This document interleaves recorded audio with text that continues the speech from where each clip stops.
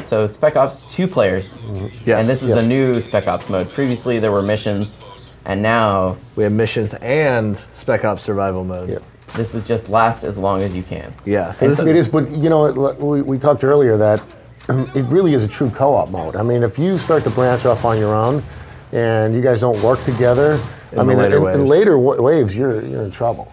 Yeah, I mean, you have to be there to revive each other and bring each other back. And the same... You just put him out of his misery? You just watch him lay there and squirm? And sort of the same design that we talked about with the multiplayer, as Robert was saying, you know, you want to find places where, you know, you can lay claymores down, and so you're blocking off a couple areas, and you and your buddy are checking out the ones that you aren't able to.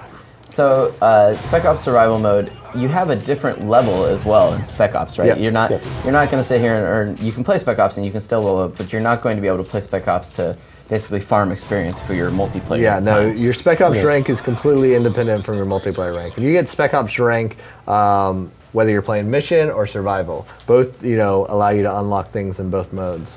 But it is a good way for, you know, a person who maybe is a little reluctant to go into the multiplayer because they think of, you know, it all hardcore. If you want to come in, you know, learn about the upgrading system and things like that, and then also understand the map. Whether you are reluctant or not, you know, if you want to kind of learn about the map, go in there, find the best places, and then go into multiplayer. Yeah. It's a great idea. So you'll notice, so here in Spec Ops, like the waves start off fairly slow. It's meant to progressively get harder. So you'll notice what they're doing here is they picked up the weapon of the enemies, because when you first start out, you're only going to have a pistol. And you earn money to buy new weapons by killing guys. But what I like to do, and what they seem to be doing, is rely as much on the ammo and the weapons you can pick up from these enemies early on as you can. Don't waste your money getting ammo or doing that, because save up for, I like to wait till like I get about 3 grand, which is, it looks like what Mike's doing, is because then you can afford things like the ACR, some of the higher level assault rifles, and then just stick to that one weapon as much as possible. I like the ACR personally because not only is it one of my favorite weapons, but in the later waves you'll start coming across enemies that carry ACRs, so it helps you with like, instead of wasting your money on ammo all the time, you should be going around picking up their ammo off them. So obviously this is a cooperative mode, but there's also a little bit of a competitive thing between the two players too. You're competing for kills, competing for a little bit of cash. Right, yeah. You know. Well, you can definitely compete with each other because there are leaderboards in Spec Ops, and then there's also, you'll see how well you and your players did against each other. But you're able to you know, give your buddy some of the money. Yeah, so you'll see that there's a lot more sharing going on than probably the competitive. I'll admit that at the end of a round I look to see who has more kills, but sure, of course. You can't get through it if you guys aren't really tough. I mean, if you're going to just do nothing but compete with each other, you won't last very long. Plus you can revive, if one of you dies, you can revive them. So it's like I said, it's a true co-op. And as you progress through the levels, you know, first in Wave 0, they didn't even have the option to buy guns. Now they've unlocked the option to buy guns as well as support equipment. Yep. So right now they have the equipment armory and the weapon armory unlocked, as indicated by the HUD elements.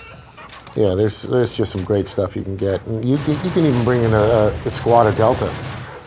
Yeah, I've seen that. I've actually never been able to.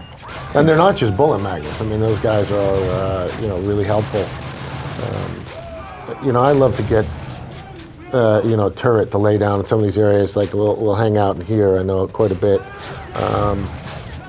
Is there a max level that you can reach in Spec Ops Survival? Like wave? Yeah, like in theory. Not that we know of. Infinite number of waves. Is there a internal sort of record being held currently? What's the highest right now? 38? So 38 is internal, but I have heard 40. Wow. I thought that someone said that really? XP went to 40 or 41. They're a liar. That's what I thought, but I'm sure once like you said, once you get it in the hands of a bunch of people, they'll. Once you find those super sweet spots that you can. Mine was 23. Yeah, mine. Yeah. The highest I've ever gotten is 22. I got to 23 solo. The day before yesterday. I found this spot on Resistance. Like I found like the best thing to do is if you're playing solo, get in a spot where one place you can visually cover and the other place requires them to do some sort of like mantling. Like on Resistance, I was up on this. Like in the back, I was up where they had to get to me, they had to climb up this dumpster, and then, or they had to flank all the way around. So I could cover this point, and then just listen to hear when they were climbing up the dumpster, so I could like fire, then turn and fight. Have you gotten up to 30 yet with someone else? I don't think so. No. So You get good at reviving. Spec Ops is kind of a mode. Obviously, it's fun on its own, but it's also kind of, it seems like a good training mode for multiplayer in the sense that you jump in without playing against players, but you're still getting to experience the multiplayer maps themselves. Yeah, the multiplayer maps, you get to experience the weapons, how customized your weapon with attachments works. Idea of how certain perks work. Exactly. Yeah. It's a good learning tool. But obviously it's not meant to just be a learning tool. You know, you've taken the time to put on all these missions. No, not at all. I mean, you see people when they start playing this thing, it is so addicting. You just want to keep coming back for more. It's a ton of fun. Are the one question I'm not sure whether you can answer or not is the missions in the previous Modern Warfare Spec Ops mode, they were just kind of unrelated, their own kind of thing. Are the missions in this one, are they tied into the campaign at all, or are they their own unique sort of thing? That's a good question. Well, they're not necessarily. Is that like my cue for not saying anything? No, I think you could say. Well, I mean, they're not necessarily tied into. I guess the I'm story, more but we to are say, using. is there a narrative to them at all? There's not a overarching narrative to all the missions, but they've done some really cool things with the missions that like. They're themed well for the game, for the story. Yeah, and the because levels. there are some that are completely unrelated, but then there are also some that tie into the events of the story, but show you it in a different way or let you experience. I'm trying not to swear. Well, anyway, so we can move on. Let's There's move on. some cool stuff that ties So into yes and the no. campaign. Okay. So how do the waves in Spec Ops mode? How exactly do they get harder? Is it just that on the 10th wave as opposed to the first wave, I'm fighting the same guy, but 100 of them, or is No, I mean it could be that way. Sorry. No, go ahead.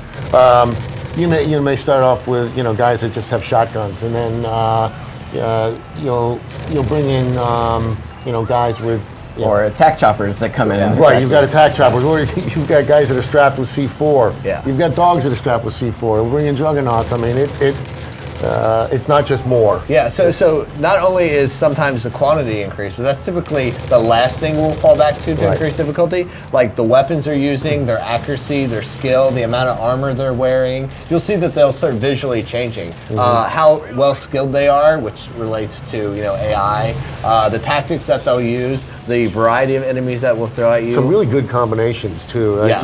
You throw in a couple of guys and then a couple of dogs in the middle of that, and you hear the barking and. I like mix-ups like that, like the mix of AI types that will push you into cover, and then the types of AI that will try to get you out of cover into the guys who are in the defensive position. The Twitter user Mudrin asked a really easy question to answer, but I think it's something that a lot of people always wonder: are there bots in multiplayer at all? No bots in multiplayer. No. For having such an easy question to answer, he gets a copy of the game. Well done. Yeah. Well done, sir. But is there a reason that you guys have never thought about doing bots? I mean, it just seems like, I guess it's something that maybe, is it something only a few people want? Like, I've never wanted to play with bots. Well, to us, we took that, as you said, you take a core concept and turn it into something different. To us, we took that core concept and turned it into Spec Ops Survival mode. I was gonna say, this is kind of multiplayer with bots to a degree. But super advanced bots with, in-depth AI systems, multiple AI enemy types, playing on multiplayer maps with multiplayer features. This is, to me, far beyond anything you can do with just throwing bots in multiplayer. Yeah, and I guess if you threw in bots in multiplayer, it would kind of mess things up. You'd have to have a different leveling system probably for something, because obviously people would just play against bots to farm experience. Yeah. Right. Yeah. You would definitely have to, put it in a walled garden experience. And I think so much, the social aspect of Call of Duty has become such a huge deal, right? Everyone playing online. This is like the one game that more people that I know of that never played games online have started playing games online because they wanted to play Call of Duty. You're right. I think Elite actually pushes the social aspect of it even more, especially with something like Facebook. But a question that comes up actually about the sort of social stuff is someone was asking so Mario 332, he asked, is party chat going to be available in all game types? Not all game types, no. So why we have loosened, I think, some of the restrictions of party chat and game modes in comparison to how restricted we were in Modern Warfare 2, there are still some that we want to be pure. Can you speak to that a little bit more? Or? I think the one offhand I think is S&D. Okay, search and destroy. Obviously, yeah, where you have one spawn and stuff. If people were sitting there on opposite teams, like or even watching camera, they could really tilt the tide by talking to each other. You know, and I think that kind of just goes hand in hand with what you're saying. How much emphasis you guys have put on making sure that people aren't cheating in any way, shape, or form. Dark Skittle asks, can you use kill streaks? I know, right? These names. I like Dark Skittle. Can you use kill streaks in special ops? Are there kill streaks? Yes, there are. So you have it. So you see that plane icon is the air support package. So if you can go there, you can call in a care package that gives you perks. Right now, he has quick draw as a perk. You can also call in kill streaks. Some kill streaks are for multiplayer. Some of them are exclusive only to Spec Ops Survival mode, like the Delta Squad. That and you he can actually use his money to just purchase an airstrike straight up. Right. Yeah. So he can go there and buy a Predator missile, buy whatever. I mean, and you know, it depends on your strategy. Like Glenn said, the first time you hear a Juggernaut coming in, the first thing you want to do is try to get over there and get a Predator missile, because if you get pinned down, that's the one thing that's going to take them out fairly instantly. Yeah, and obviously there are still kill streak rewards, but it's not the same. It's not kill 8 guys and get a free one. They're not earned through kill streaks. There has to be the cost of spending your money. Exactly. You know, to kind of keep you back. I mean, money. It seems like, you know, right now he's rolling in cash, 8,500. But that will go quickly. I was gonna say in the later levels, when all of a sudden you're having to buy explosives and stuff, or claymores or C4, it can go. Yeah, like self-revive in itself is like 3 or 4 grand, and self-revive to me, he doesn't have self-revive now because he got put down. So self-revive is an ability you start out with from the beginning of the entire survival thing, and it allows you that once you go down, if you kill an enemy, you get yourself back up. Something that's extremely important in the later waves, if you don't have time for your buddy to get over and revive you. It's what I spend most of my money on. So another Twitter question from Eminem Rex, which is a good pro tip. He says, are eavesdrops back now that the Xbox Party is disabled in certain game types? Eavesdrop, no. Eavesdrop is not back. See, there's a Juggernaut coming in. Yeah, Juggernauts, in my opinion, yeah, for me it was always about stopping him with C4. Yeah, letting him, luring him in towards you, blowing him with C4. So, I mean, obviously they can still take a few before you take them down. What are you going for the knife? Stop hiding. Be a man. A knife on a Juggernaut? Are you crazy? If you finish him with a knife, then you get an achievement. Oh, really? Yeah. Oh, there's a pro tip for achievement hunters. I didn't know that. I'm always scared to go up and melee them. I just got that one last night. Just because, I mean, they usually turn around and beat you down in like 2 hits. Yeah, they're tough. You got to go for their head if you don't have a... Yeah, what I'll do with the Juggernaut in this, just to get the achievement, is I'll try to get him in a spot where I can like loop him and just peekaboo him and get some stabs in and then run around. Do you guys ever find that you have to go back and change the way a weapon, like obviously the way weapons function are grounded to a degree in reality, like so if a weapon's automatic, I'm saying if a weapon's automatic, it's automatic, that sort of thing. But do you guys ever find you have to go back and rework it, like the M16 needs to not be like this in the next game, maybe the M4 didn't quite work the way we'd hoped? We have slider things like that.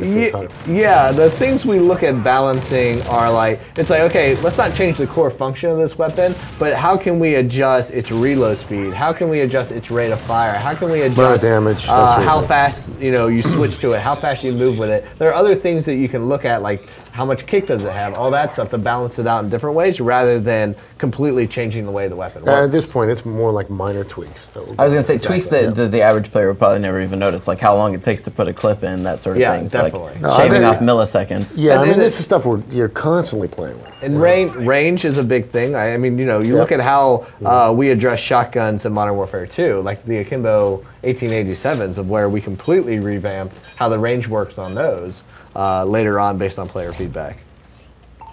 Let's see. Another Twitter question that comes in. Well, I guess this is kind of one that's hard for you to answer, but I'm going to read it. Never. Not possible. His name is DeCheat638, and he says, he's asking, money-wise, I'm going to paraphrase his question into something else. He says, money-wise, why is it worth it to get the Hardened Edition over the standard version? Well, so the Hardened Edition comes with a year of Elite. Right, yeah. And a year of Elite in itself comes with all the DLC from Modern Warfare 3. So Done. So You're effectively buying DLC vouchers, basically. Yeah, so the sad thing for him is I'm pretty sure most of the Hardened Editions are sold out at this point, though. Yeah.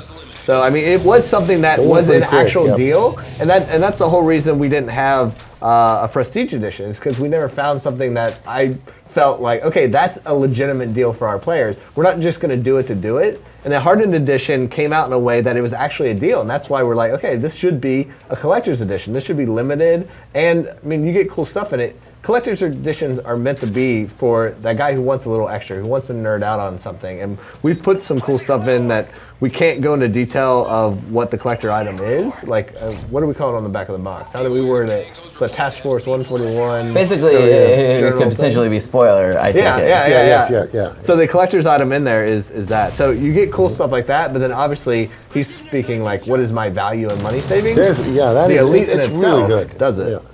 Well, did you a paraphrase for expediency, or because Well, I paraphrased because he actually said... We have Twitter, we know what... He actually said, money-wise, is it worth it to get the Hardened Edition over the standard version of Modern Warfare 3? And at first I thought he was just kind of being a little snarky, like, why should I pay for more? But money-wise, it actually is...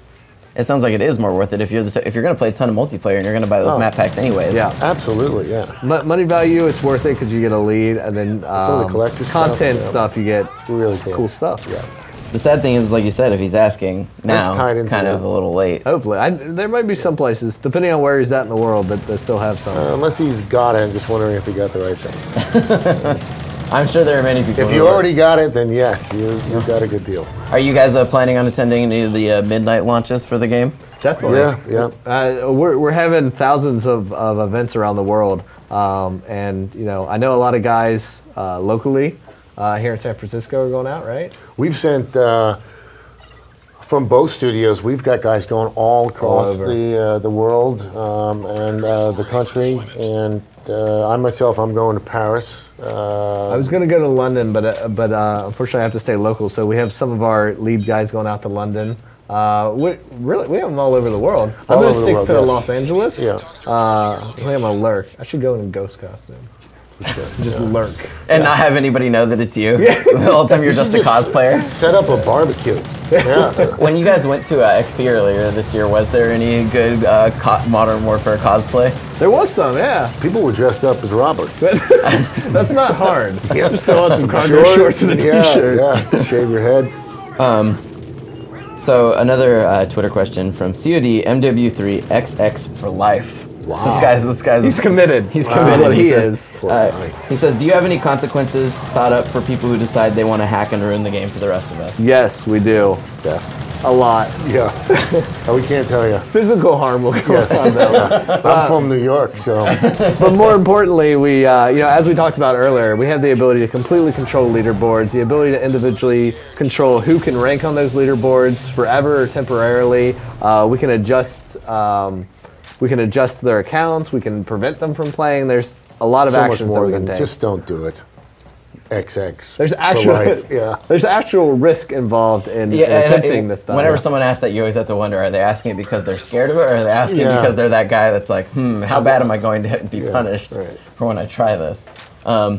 So another question that comes up, which will be really easy to answer since we already kind of went over it again, but I think it's good to reemphasize. From PHLR26, they ask, would there ever be a free trial period so they can try and see if they like Elite? But the thing is that the core features of Elite are already free. The majority of them are free. It's just the paid is the paid features are clan support, getting that DLC. There's exclusive content, like video content that you can do. There's a lot of stuff. And you can imagine that the paid is something that the Beachhead team isn't done with it. Right. I mean, obviously, it's an ongoing thing for them based on the life and the success of the game, which obviously it looks like it's already going to be quite successful, so it'll probably have a pretty good life. Sweet. I hope so, yeah. But yeah, I mean, hey, Josh, your buddy's dying. The features are free to start with. I mean, you can go in. You got 5 seconds here. Here we go. Dying. What's going to happen? Oh my gosh, 1 second. Wow, Wave Josh. 15. Way to go. End of show. What were you doing over there? It's not bad. You know, he's playing with someone who's never played before in all likelihood. So we'll say it was the other person's fault. Surprised. I think we're gonna have to release the sketch that was done. just on for the trip. record.